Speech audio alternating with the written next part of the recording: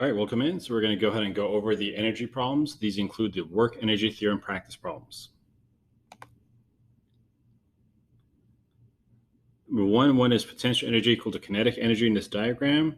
This is assuming that there was no loss of energy due to friction. So the potential energy at point 1 is equal to the kinetic energy at point 3.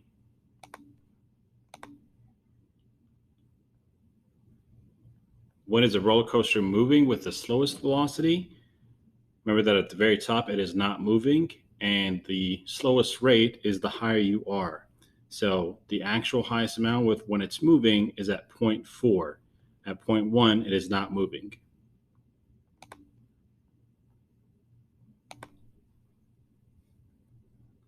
When is a roller coaster moving with the greatest velocity? The lower you are, closer to the ground you are, the faster you're moving. So that would be at 0.3.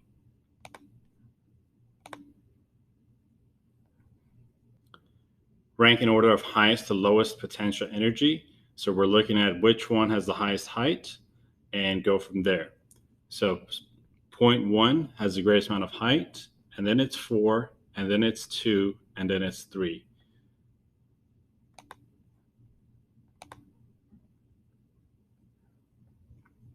Rank in the order of highest to lowest kinetic energy, which means which one is moving fastest, and then go into slower motion.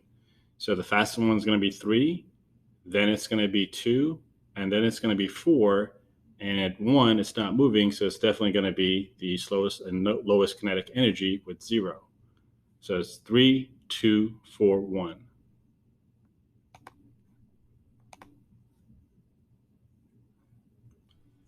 All right, so let's go ahead and solve these problems. Now, in order to speed this up, I've written some of the variables down, but I also want to emphasize the equations. Equation 23 for kinetic energy, on your formula sheet, you notice says it's 1/2 times mass times velocity squared. I recommend that you write it as 0.5 and that you also enter it in your calculator as 0.5 and make sure that the V is the only thing that is squared.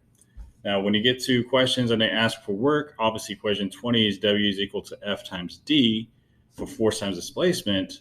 However, you're not always going to have, force. So if you don't have force, you're going to have mass, and at that point, you're going to have to do multiply by the acceleration and the displacement. So it comes with a little extra layer. You just have to make sure that are you moving horizontally or are you moving vertically? All right, number 6. We've got how much work is required to lift a 2.5 kilogram box to a height of 6 meters. So we're looking for work. No mention of force, so we've got mass at 2.5 kilograms.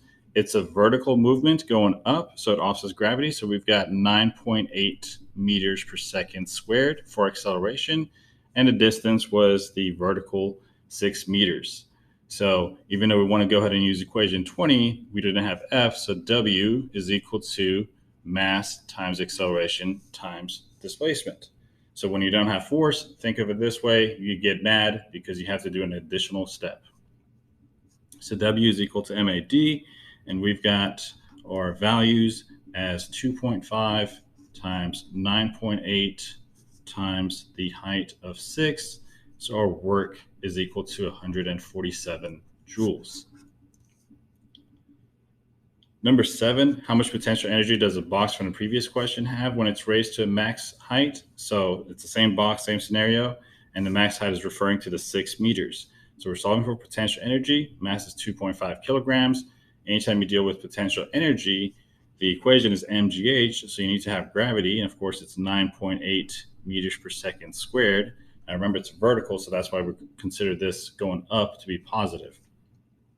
So our potential energy is going to be, PE is equal to mgh. So we're going to go ahead and replace our values, and we are going to have 2.5 times 9.8 times 6 again, and that's going to look exactly like the one we just did. So PE is equal to 147 joules. Now, if we want to understand the concept is, work is equal to the delta E, and it refers to final energy minus initial energy.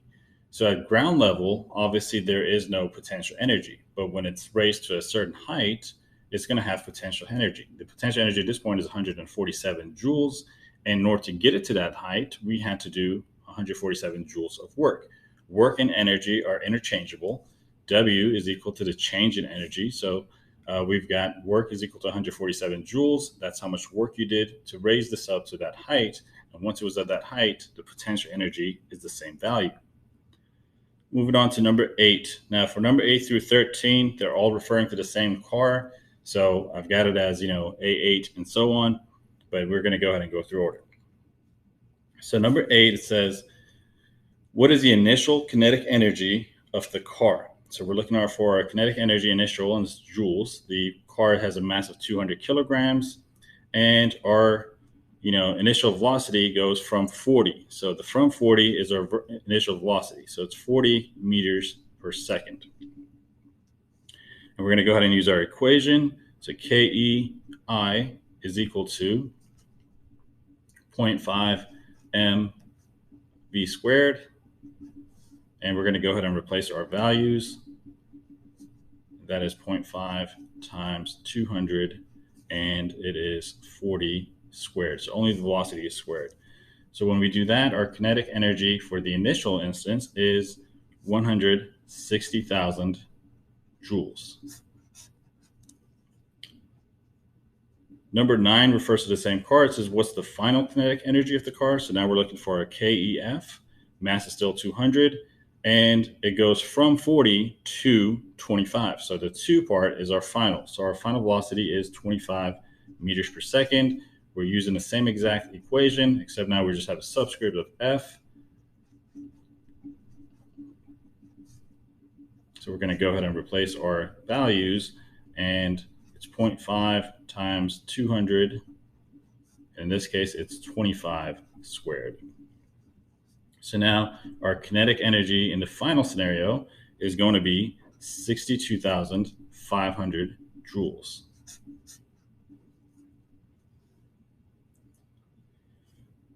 Number 10, what is the change in energy to slow the car down? So it went from 40 to 25 meters per second. We're looking for change in energy, which is delta E, and any kind of energy is going to be in joules. And we've already solved for, the kinetic energy initial and kinetic energy in the final instance. So when we look at our values for KEI, we had 160,000 joules. And for KEF, we had 62,500 joules. And if we look at our equation 21, delta E is equal to the final energy minus the initial energy. So our final energy is the KEF, and our initial energy is the KEI. So we're going to go ahead and replace those two values. Delta E is equal to 62,500, which was our final, minus our initial of 160,000 joules. So our delta E comes out to negative 97,500 joules. And it's negative because we slowed the car down. So we took away energy. So it has to be negative.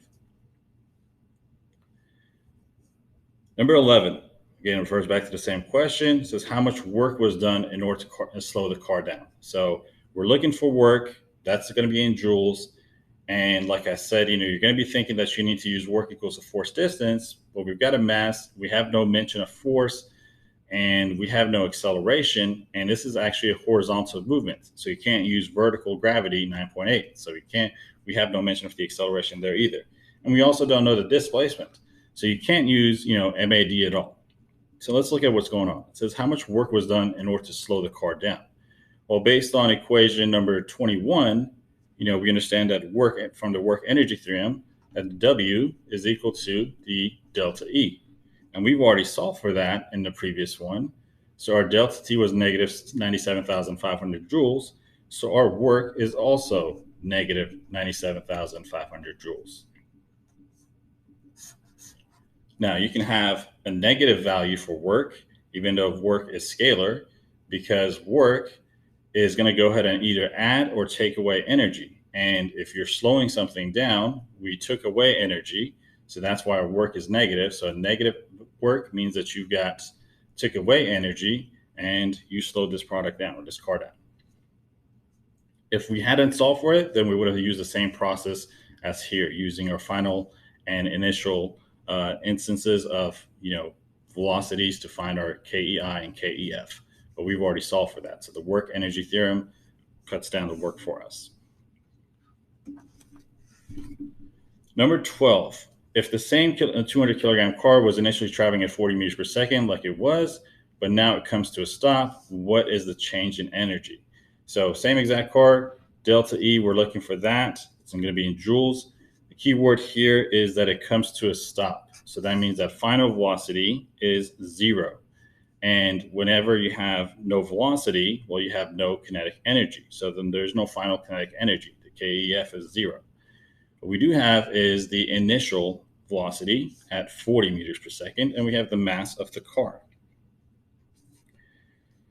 So in order to stop this car, we're going to have to match the kinetic energy of the car, the initial kinetic energy. And the KEI of this car, even though we already solved for it, is going to be the 0.5 times our mass of 200 times our initial velocity of 40 squared. If you remember that, the initial kinetic energy was 160,000 joules. So initially, the car is moving with 160,000 joules of kinetic energy when it's traveling at 40 meters per second. If you want to cause this to be stopped, you're going to have to match the same exact amount of energy by doing negative work, which means taking away the energy. So the W in this case, actually, it's what is the change in energy? So our delta E is equal to negative 160,000 joules. So that's actually our answer. If you want to go ahead and see how it's done, we've got delta E in our equation is equal to final energy, KEF, minus KEI. Well, when we substitute our values, delta E, the KEF we said was 0, minus our initial kinetic energy of 160,000, and that's how you end up with this.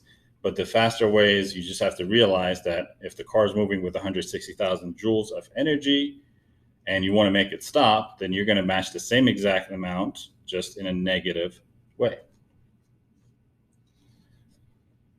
Moving on to number 13, same continuation of the same problem. So now it says 200 kilogram car was initially traveling and came to a stop. How much work was done in order to stop the car? So of course, work is going to be in joules. We've already said that the work energy theorem is going to be that work and energy are interchangeable. So W is equal to our delta E. And we've already solved for this. So we know that our W is negative 160,000 joules. And this is how you can go ahead and speed through these problems once you understand the concept. The car was moving with 160,000 joules of kinetic energy.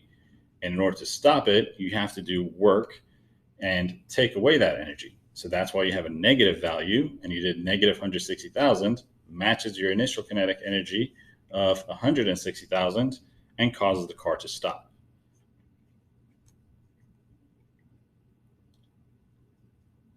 All right, let's go ahead and move on to number 14. We got Eddie, whose mass is 65 kilograms, climbs up to 1.6 meters high stairs in 1.2 seconds. So what is the change in potential energy? Delta E, and of course it's potential energy, so we're looking at delta potential energy, and that's going to be in joules. And we've got a mass of 65. Of course, our potential energy equation is going to deal with gravity, so it's 9.8 meters per second squared, and the height was 1.6 meters. So we're going to go ahead and enter our equation. Potential energy is equal to mgh, and its initial, well, at initial point, we've got no height. So it's really 65 times 9.8, but at ground level, there is no height, which means we have no potential energy. At PEF, we've got our 1.6 meters high, so it's the same equation with 1.6. And now we get that when it reaches the 1.6 meters height, it's going to be 1,019.2 joules. So we went from 0 to 1019.2 joules, so our delta E is going to be that amount. And again, it's delta E is equal to the final potential energy minus the initial potential energy. And delta E is equal to 1019.2 minus 0 on ground level. So our delta E is that value for 1019.2 joules. 15, continuation of the same thing. How much work did Eddie do to climb the stairs? So again, work energy theorem, you're looking at work is equal to joules. We kind of look at it, well, did they give us a force? No, they did not. They did give us a mass, so it's 65 kilograms. And we've got, it's a vertical movement, so the acceleration is 9.8 meters per second squared, and the distance is 1.6 meters. So when you look at it, it's work is equal to mad. So W is equal to the 65 times 9.8 times the height or the displacement of 1.6. And when you look at this one, it's the same setup as that one right there. So our W is equal to 1019.2 joules. You didn't really have to solve this, because if you understand the work energy theorem, in order to get to that potential energy, you had to do work. So the W and the delta E are the same exact values here. Number 16. We've got an 878 kilogram car skids to a stop across a horizontal surface. So that's key for our movement. Over a distance of 445.2 meters, the force acting upon the car is 7,160 newtons. So what's the work done upon the car? So W is what we're solving for in joules. They gave us a mass, it's 878. They actually gave us a force because they said the force acting on the car is 7,160 newtons. And they also gave us a displacement. So in this case, we kind of luck out because it's simply W is equal to FD. And we're going to go ahead and replace our values of 7,160 times our displacement of 45.2 meters. So W is equal to 323,632 joules. Now here's the important part. The car is originally moving and you have to stop it. So in order for it to come to a stop, it matches the initial kinetic energy, but in a negative way. So the actual answer is negative 323,603 joules. The negative work simply implies that you took away the energy. You took away the initial kinetic energy. So negative work means that you took away the energy. In this case, we had to match our initial kinetic energy. We took away the KEI.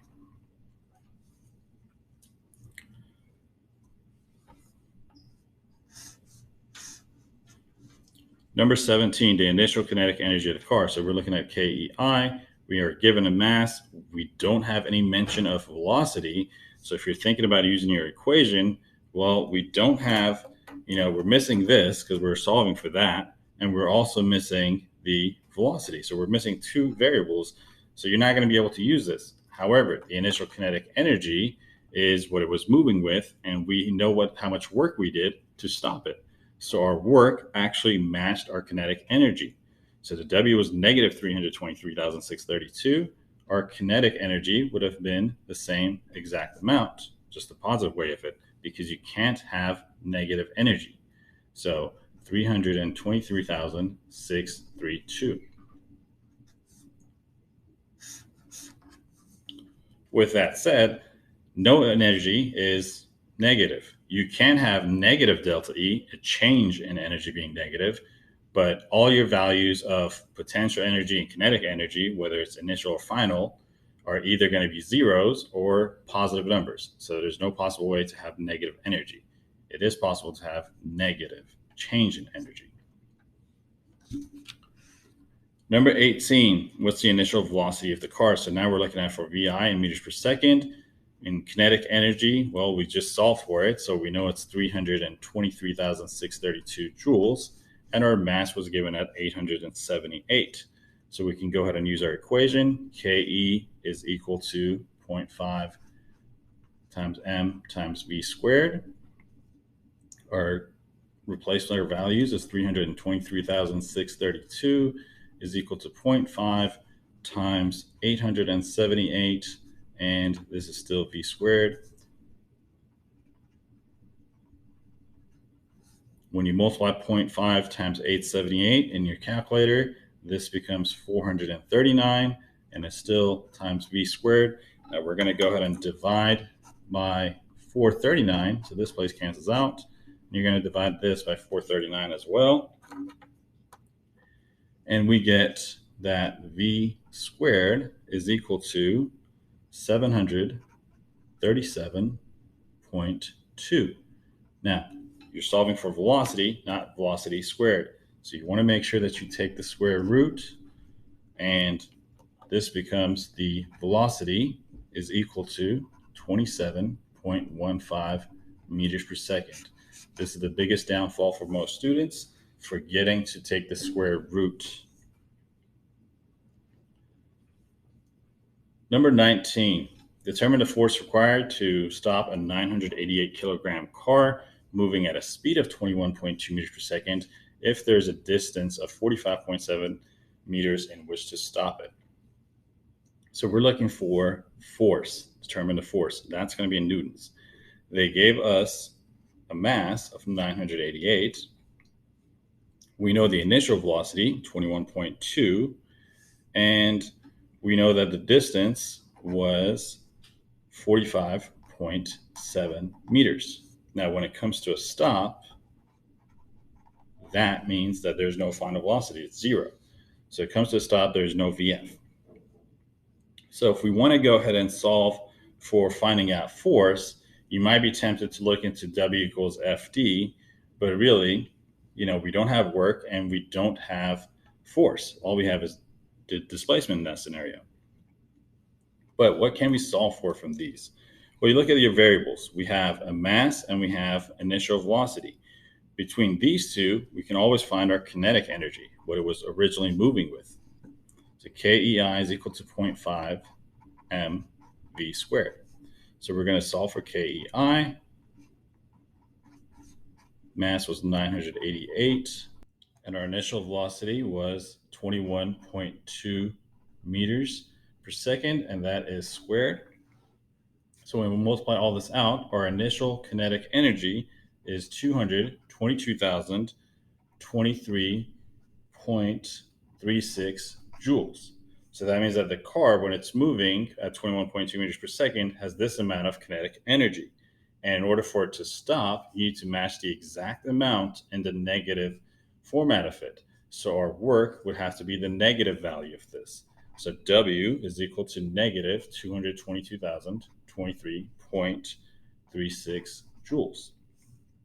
And now that we have our W, then we can go ahead and go into our equation. Remember, we already had displacement, and we're solving for F, and we just found W. So we can actually go back and use W is equal to FD. So our W is negative 222,023.36 joules. And our force is what we're solving for. And our displacement was 45.7 meters. And we're going to go ahead and divide by 45.7 on both sides. So that cancels out. And we're going to divide by 45.7 here. And we're going to go ahead and get a value for a force as negative 4,858.28 joules. And it's negative because you have to do work in order to stop the car. So this answer makes perfect sense. All right, moving on to number 20. Okay, 20, we've got how much work was done by the student. So we've got a 64 kilogram student, and they climb a rope, that's a vertical movement. So our acceleration is going to be the 9.8 meters per second squared, and the ceiling is 6 meters high. So the displacement is 6 meters. So I know you want to go into W equals FD, but we don't have force, so we're going to have to get mad, and we're going to go ahead and replace our values. So we got 64 times 9.8 times 6.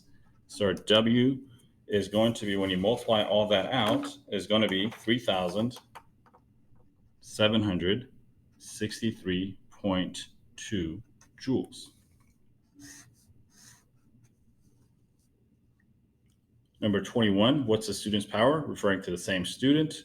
So our power is going to be in watts. That's what the W is.